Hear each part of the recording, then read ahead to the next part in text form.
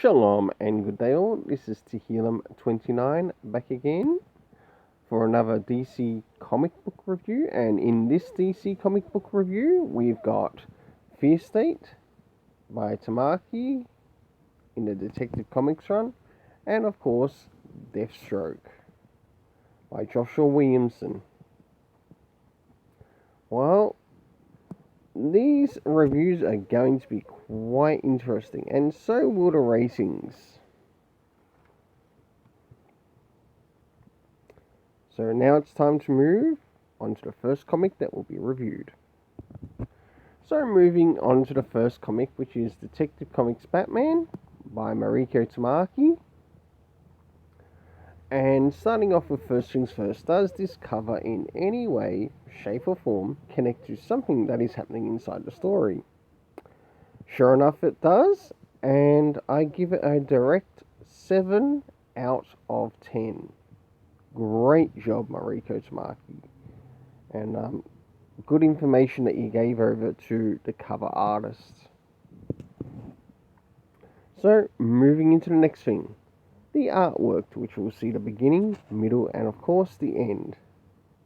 I will not be covering the backstory for this, just to let you know. So time to get started to see what's at the beginning.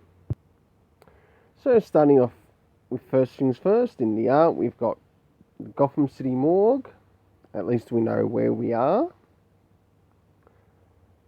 But the area of the sewers would not have hurt to have been brought across too. But I'll get to that when I cover the story part later. So we've got Batman there and Manacano. Let's move to the middle of the story. And as we can see here, as we start to move into the middle of the story, we've got Manacano's life now under threat. And of course we've got Batman trying to save him. As much as he dislikes him, he's still gonna be saved by him. And this is towards the end where all of Little Vile's little spawn also come to attack Nakano. And Batman is, of course, there to save him the best he can. For the internal art, I gave it a 7 out of 10 because it felt consistent with the cover and also the story. So, now it's time to move on to the next thing. How about the story? How did we go story rating-wise? Did we get any comic references for the first thing? Surprisingly, we did.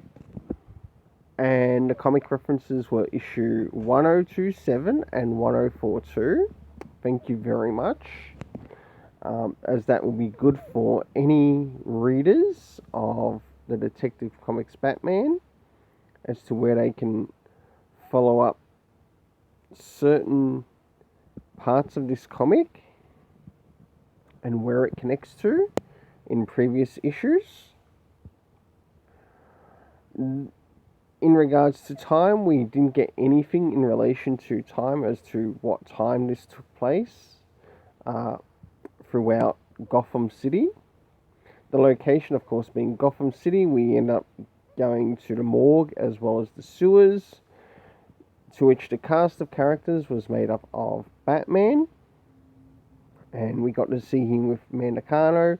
We had the appearance of Batgirl, Barbara Gordon, as well as Batwoman, Kate Kane.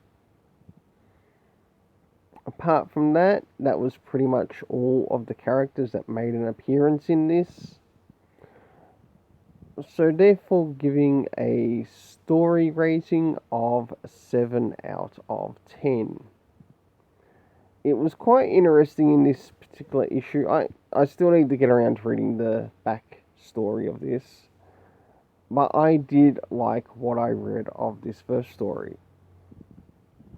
Now it's time to move on to Deathstroke. So now it's time to jump onto Joshua Williamson's Deathstroke Incorporated. And sure enough, let's move into first things first. How did we go cover-wise? Does this cover in any way connect to something that happens inside the story? Sure enough, it does, but I also feel that it's missing some elements too. To which I gave the cover a 6.5 out of 10. I'll now move on to the next thing, which is the internal art, which we'll get to see some art around the beginning, middle, and of course the end. Now, this is some of the art around the beginning.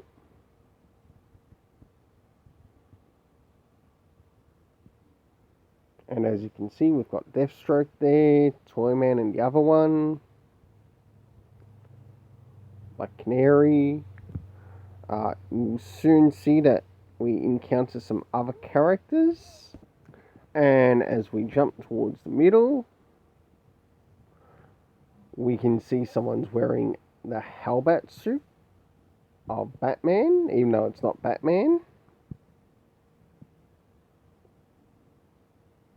And if you see in the background there, we also have the appearance of Cyborg Superman.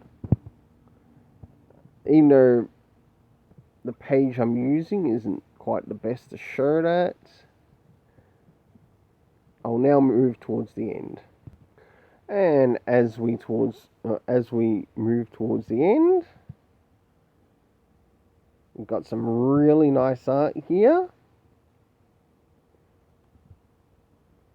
But is it nice enough to help the story score? For the internal art, I gave it the same rating as the cover, which is 6.5. It had a lot of nice things, but it felt like it was also missing some elements. Now it's time to move on to the story. Did we get any comic references? No, we didn't. Did we get any indication of what time that this was taking place? Even in space with Slade Wilson, Deathstroke? No. We did get the location of space, but it could have just said a space station above Earth. It would have made a little bit more sense. And I think it would have worked better with the story. The cast of characters being made up of Deathstroke, the other characters that you also saw there, Toyman, Black Canary, Cyborg Superman, and of course, last but not least, Cheetah towards the end. For this, I gave the story a 5 out of 10, and it really was missing a lot. Hopefully the next issue will be way better. Well, until then, let's keep it colourful and have yourself an awesome day.